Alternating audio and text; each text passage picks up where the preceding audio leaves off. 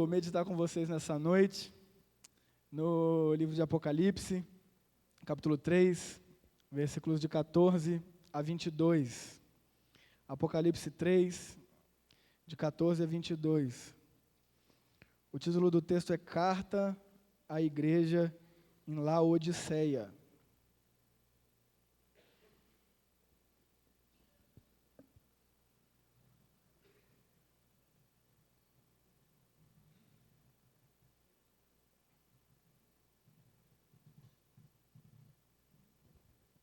Apocalipse 3, de 14 a 22. Eu vou fazer a leitura e peço que os irmãos acompanhem, por favor. Diz assim a palavra do Senhor. Ao anjo da igreja em Laodiceia, escreve: estas coisas diz o Amém, a testemunha fiel e verdadeira, o princípio da criação de Deus. Conheça as tuas obras, que nem és frio nem quente. Quem dera fosses frio ou quente. Assim porque és morno, e nem és quente nem frio, estou a ponto de vomitar-te da minha boca. Pois dizes, estou rico e abastado, e não preciso de coisa alguma, e nem sabes que tu és infeliz, sim, miserável, pobre, cego e nu. Aconselho-te que de mim compres ouro refinado pelo fogo, para te enriqueceres, vestiduras brancas para te vestires, a fim de que não seja manifesta a vergonha da tua nudez, e colírio para ungires os olhos, a fim de que vejas. Eu repreendo e disciplina quantos amo. Sê, pois, zeloso e arrepende-te. Eis que estou à porta e bato. Se alguém ouvir a minha voz e abrir a porta, entrarei em sua casa e cearei com ele, e ele comigo. Ao vencedor, dar-lhe-ei sentar-se comigo no meu trono, assim como também eu venci e me sentei com meu Pai no seu trono.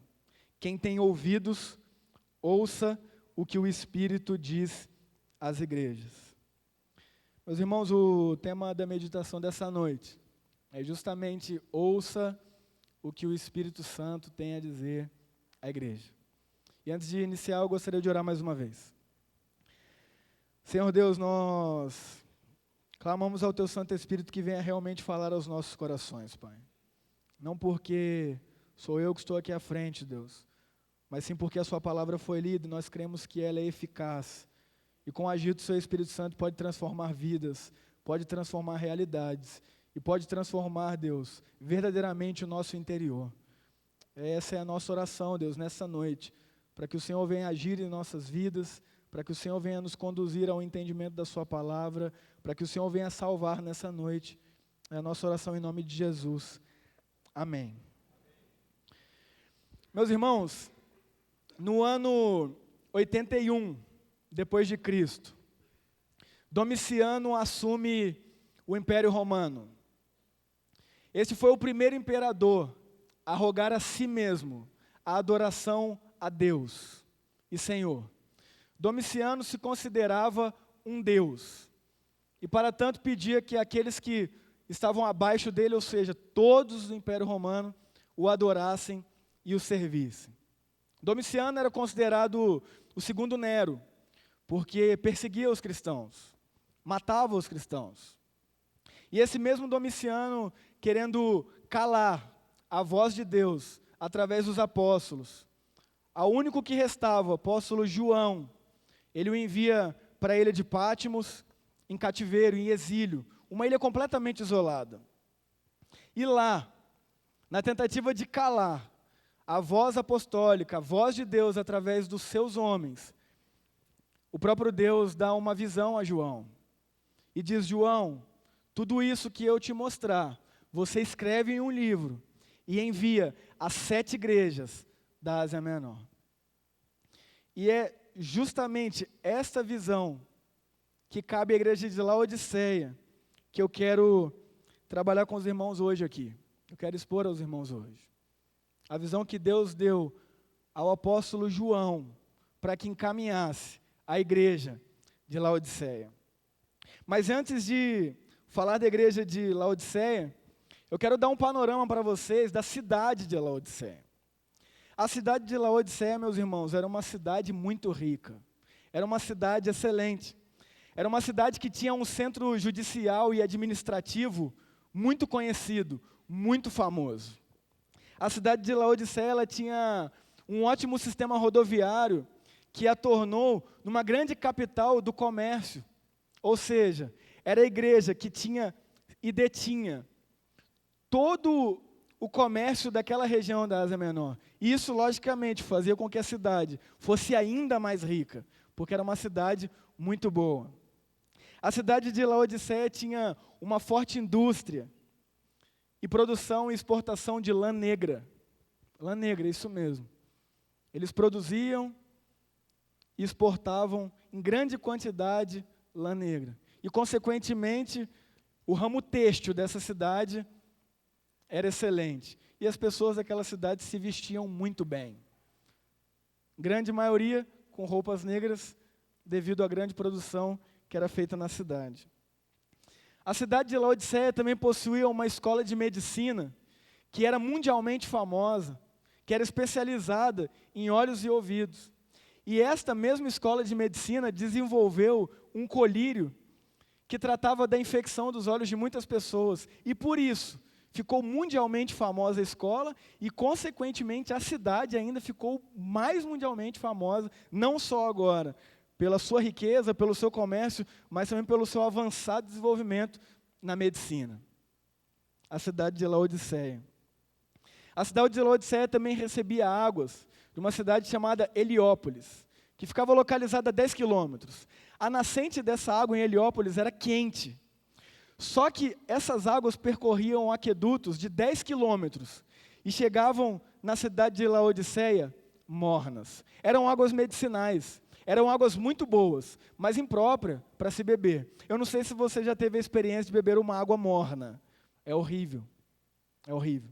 Ou seja, as águas de Laodiceia eram muito boas medicinalmente, mas não serviam para se beber.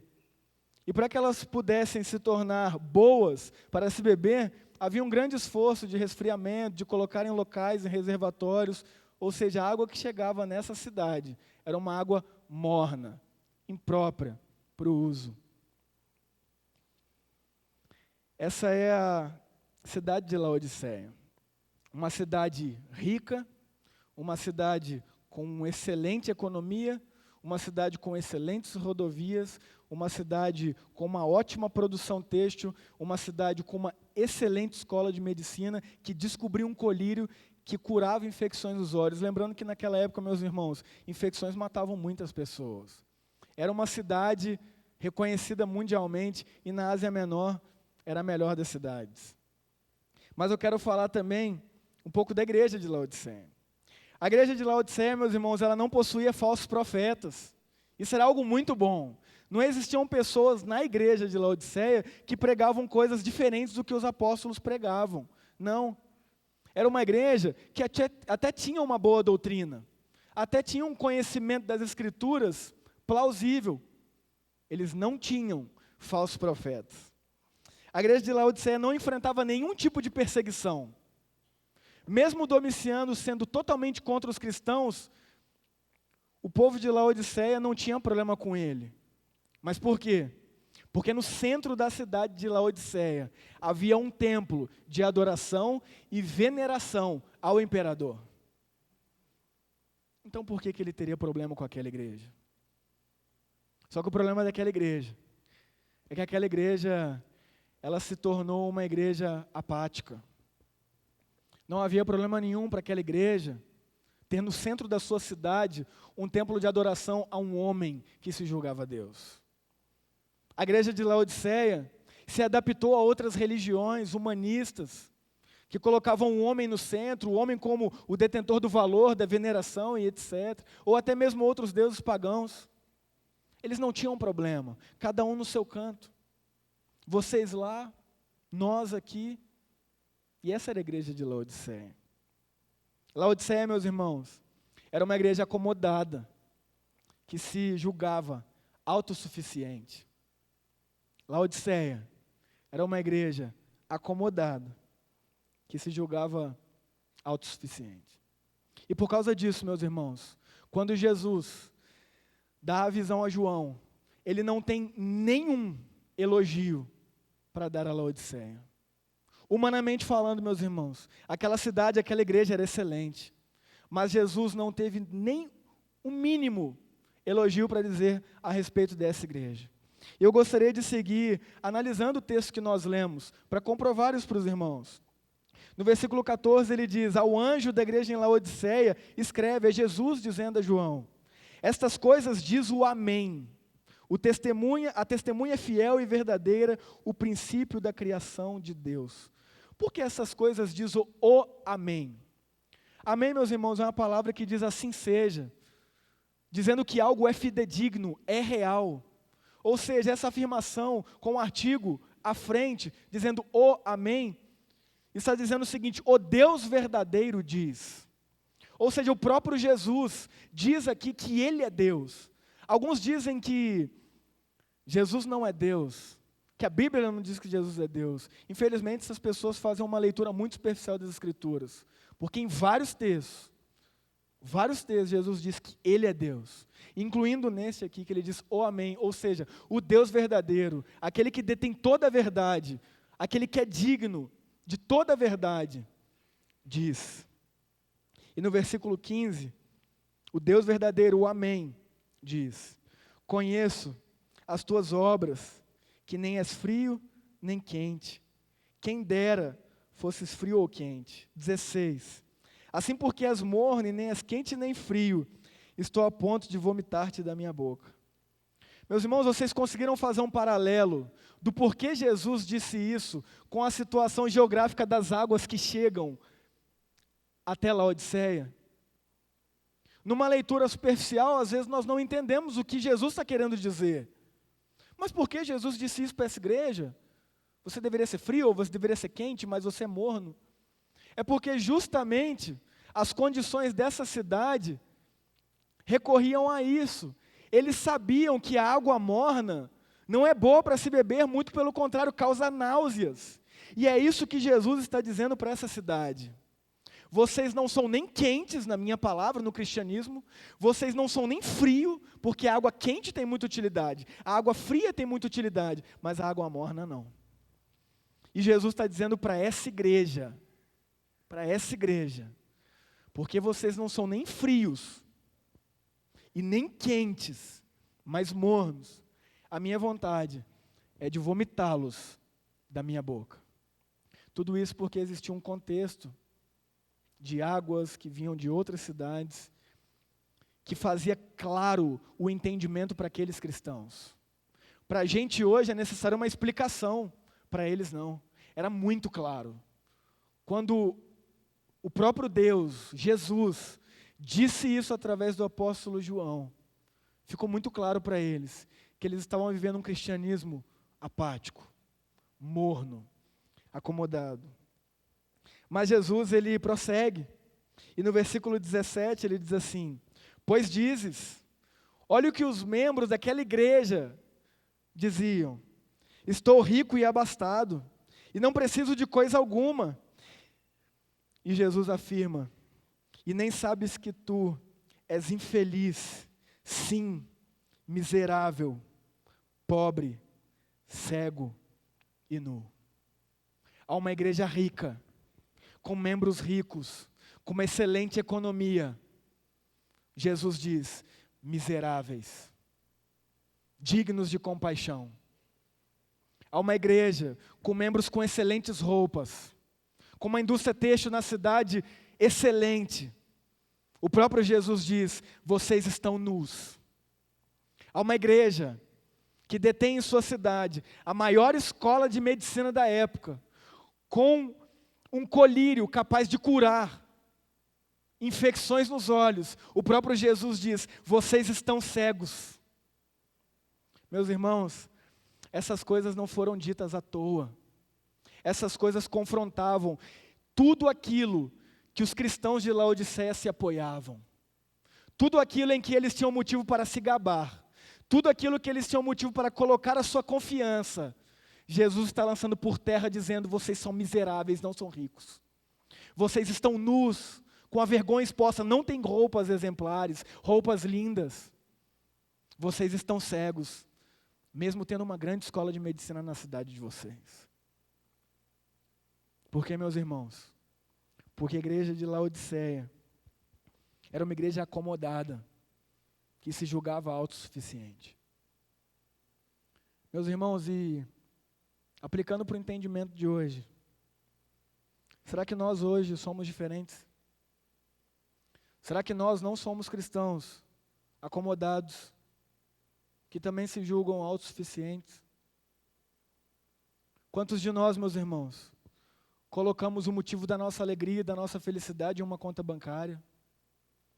Quantos de nós não nos gabamos de riquezas, de sabedoria, de conhecimento, de roupas e viagens? Quantos de nós, meus irmãos? Quantos de nós não vivemos a apatia que essa igreja vive? Meus irmãos, os cristãos de Laodiceia não se importavam que no centro da cidade deles havia um templo em veneração e adoração ao imperador. Meus irmãos, será que nós nos incomodamos com a nossa cidade, que busca o prazer em qualquer coisa menos em Deus? Será que nós nos incomodamos quando passamos na rotatória do Enxuto e vemos uma escultura maçônica, em que o homem esculpe o próprio homem, totalmente antropocêntrico, totalmente humanista, que vai diretamente contra aquilo que a palavra de Deus nos diz? Será que nós nos incomodamos com isso, meus irmãos? Será que nós nos incomodamos em ver que a nossa cidade não está nem aí para o nosso Senhor e Salvador Jesus Cristo? E viver em cultos hedonistas, buscando prazeres, buscando riquezas, buscando capital social, afirmação diante da sociedade? Como é a nossa postura diante disso, meus irmãos? Nos incomodamos. Isso nos leva de joelhos em nosso quarto, rogando as misericórdias de Deus por essa vida? Ou nós somos como os cristãos de Laodiceia, que cada um na sua, estou aqui na minha igreja, confortável, uma boa condição financeira, e o mundo lá fora que se exploda? Foi essa postura que foi altamente condenada pelo nosso Senhor e Salvador Jesus Cristo a essa igreja. Os cristãos de Laodiceia, meus irmãos, como eu já disse, se acomodaram a outras religiões. Se acomodaram a outras religiões. Pessoas que seguiam outras religiões, outros deuses, não trazia tristeza àqueles cristãos, porque eles eram apáticos e acomodados e se julgavam autossuficientes. Quantas vezes nós somos assim, meus irmãos? Aquele seu amigo do trabalho espírita. Isso comove o seu coração, meu irmão. Sabendo que ele está colocando a salvação dele em boas obras, que nunca são capazes de salvar um ser humano. Dói no seu coração ver pessoas que todos os dias estão com você, no seu trabalho, na sua escola, na sua faculdade, estão totalmente longe da cruz de Cristo, morrendo no inferno, se Cristo não tiver misericórdia delas. E nós simplesmente estamos correndo atrás do nosso, porque estamos acomodados a esse tipo de realidade. Nós, meus irmãos, também somos uma igreja acomodada, apática, que muitas vezes se julga autossuficiente. Pessoas aí fora estão sedentos pela cruz de Cristo, estão sedentos por um Salvador, e nós sequer nos importamos, porque vivemos a nossa vida, temos os nossos afazeres, afinal de contas todo mundo tem que correr atrás. Mas lembre-se, Jesus não teve uma palavra de elogio para essa igreja. E entenda, meu irmão, a igreja somos nós. A igreja não é essa estrutura. A igreja não é este local. A igreja é cada um daqueles que entram aqui e assumem um compromisso como membros diante de Deus e diante das pessoas. E a igreja não só acontece aqui, mas onde nós estivermos. Nós somos extensão da igreja onde estamos. E como tem sido a nossa postura diante disso tudo que temos vivido e visto lá fora? Uma postura de comodidade, de comodismo, de indiferença, ou uma postura de oração, de compaixão, buscando em Cristo ser útil na vida daquela pessoa, para levar uma mensagem, para levar um versículo, para levar qualquer que seja uma postura de Deus para a vida daquela pessoa, em oração, em busca.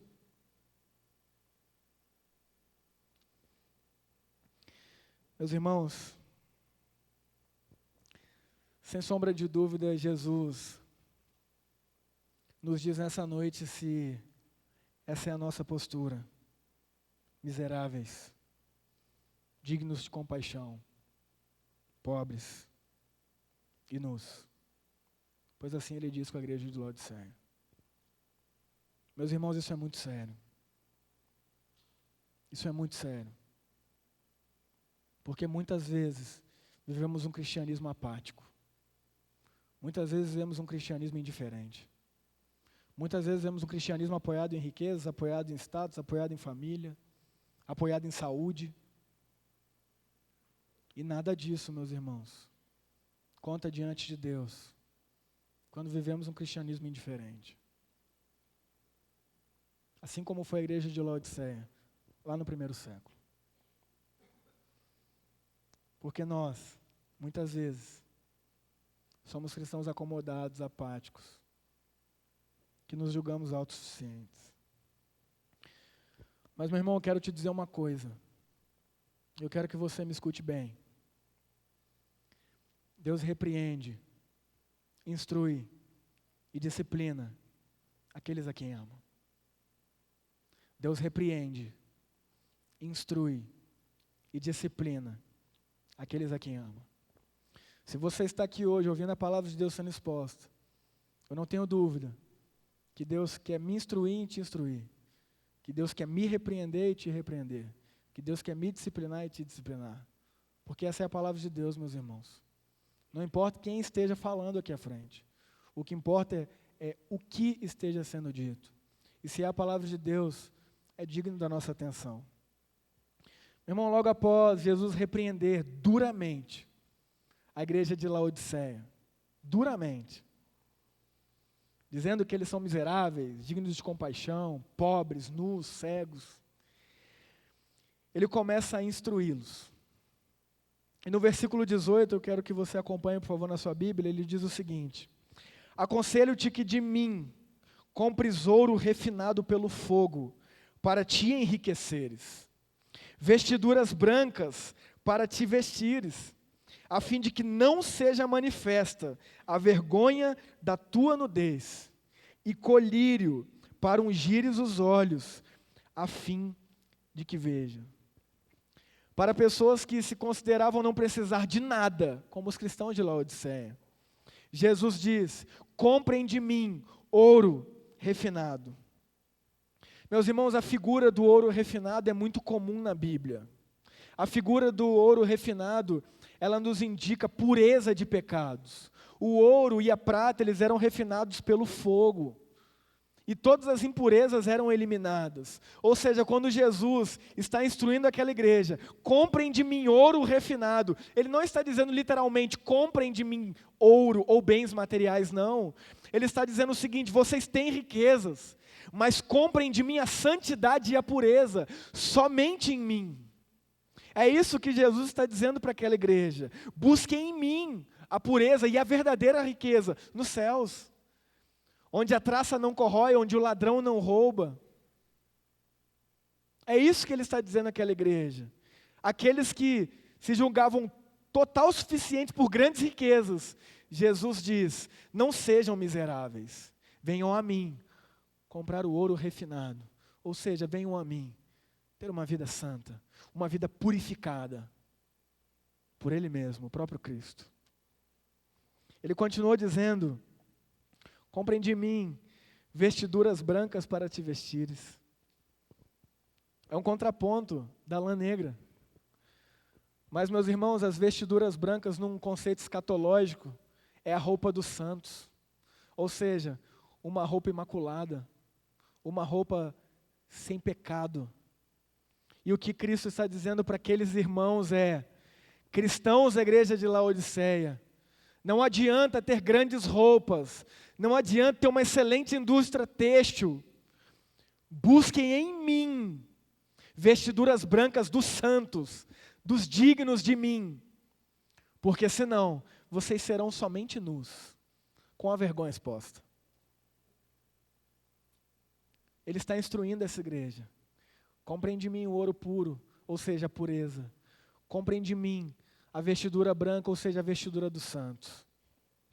E ele continua dizendo, e colírio para ungires os olhos, a fim de que vejas. Meus irmãos, na cidade conhecida mundialmente, como aquela que inventou, descobriu, o colírio que curou grandes infecções, Jesus está dizendo, não adianta nada vocês terem uma cura física quando são cegos espirituais. Venham a mim para que verdadeiramente vejam. Venham a mim para que verdadeiramente os seus olhos sejam abertos. Jesus está instruindo essa igreja ao que eles devem fazer, a caminhar em santidade, a caminhar em total dependência a Deus, a viver uma vida que honra e glorifica o nome dEle de acordo com as Escrituras, e não simplesmente viver uma vida autossuficiente. Você entende o amor e a graça de Deus, meus irmãos?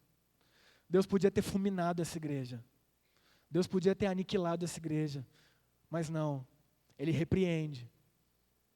Mas agora, como um pai, Ele instrui. Ele mostra o caminho a ser seguido. Ele aponta a direção, porque Ele é Deus. Ele é o agente. Ele é o Senhor.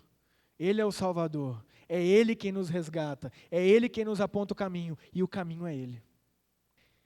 E ele prossegue dizendo assim no versículo 19. Eu repreendo e disciplino a quantos amo. Sê, pois, zeloso e arrepende-te. Meus irmãos, isso foi dito à igreja de Laodiceia no primeiro século. Mas hoje, não é diferente. Ainda hoje, Deus nos repreende. Ainda hoje, Deus nos instrui. Ainda hoje, Deus nos disciplina. Ainda hoje, meus irmãos, Deus tem interesse em salvar-nos. E nos repreender, nos instruir no caminho e nos disciplinar. Entenda uma coisa, meu irmão. A disciplina, a princípio, não é boa. A disciplina, a princípio, não é agradável. Hebreus 12:11 diz, nenhuma disciplina parece ser motivo de alegria no momento, mas sim de tristeza. Mais tarde, porém, produz fruto de justiça e paz para aqueles que por ela foram exercitados. Meus irmãos, muitas vezes nós não entendemos porque estamos passando por situações na vida que estamos passando. Muitas vezes é Deus nos repreendendo. E dói. Mas é uma prova de amor. Aqueles que são pais, aqueles que são mães aqui sabem muito bem o que é isso. Eu ainda não sou. Mas eu vejo muito bem o que é isso. Nenhum pai gosta de repreender o filho. Nenhum pai se alegra em corrigir fisicamente o filho. Nenhum pai se alegra em tirar algo do filho. Mas sabe-se que é necessário, isso é prova de amor. Assim é Deus, meus irmãos. Ainda hoje Ele nos repreende, nos instrui e nos disciplina. Agora o que temos que entender é que muitas vezes nós somos cristãos mimados.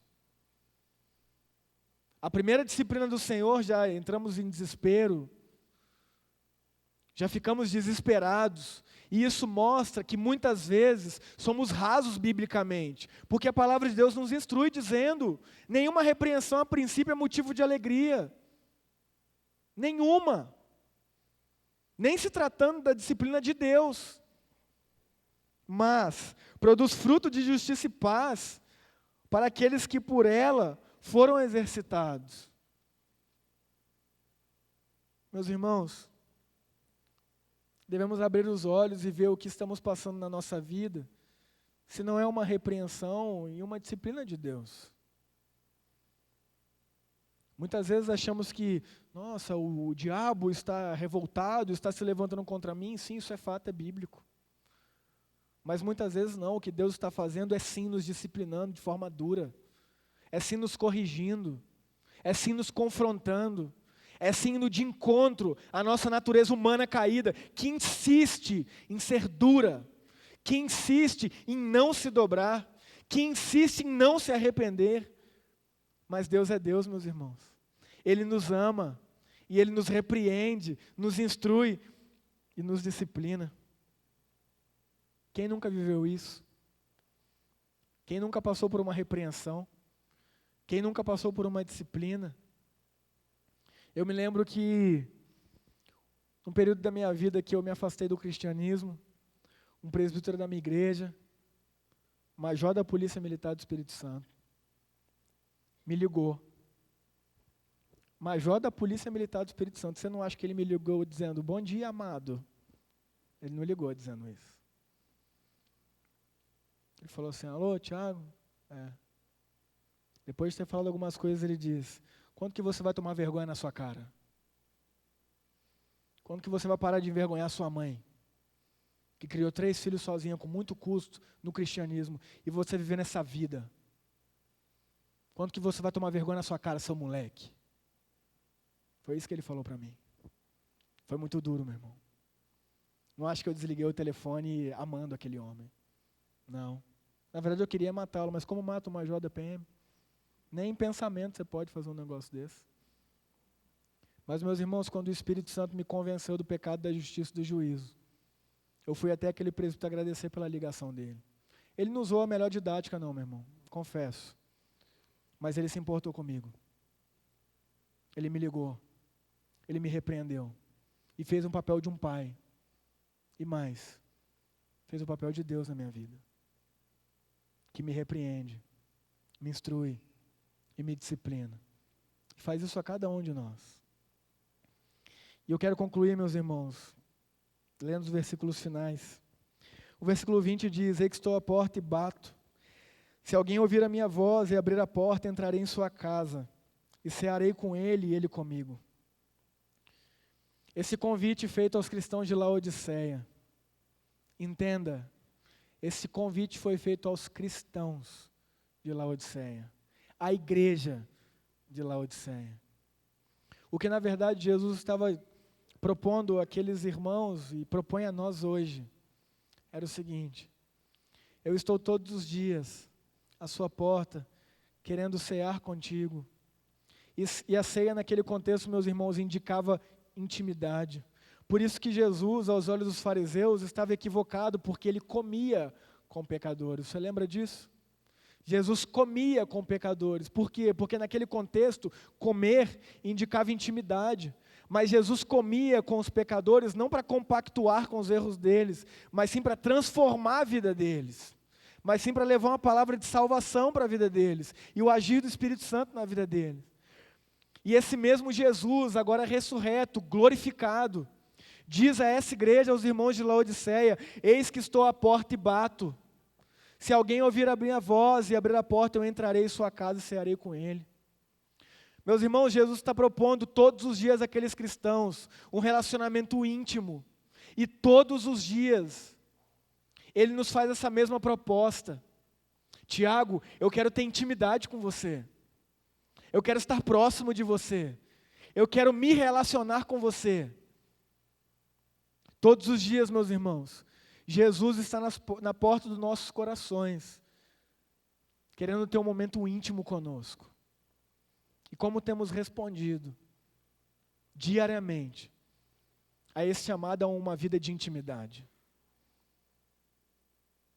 De forma apática, de forma indiferente, ou em arrependimento e reconhecimento que somos falhos e precisamos desesperadamente todos os dias da presença deste Deus, da intimidade com o Espírito Santo deste Deus.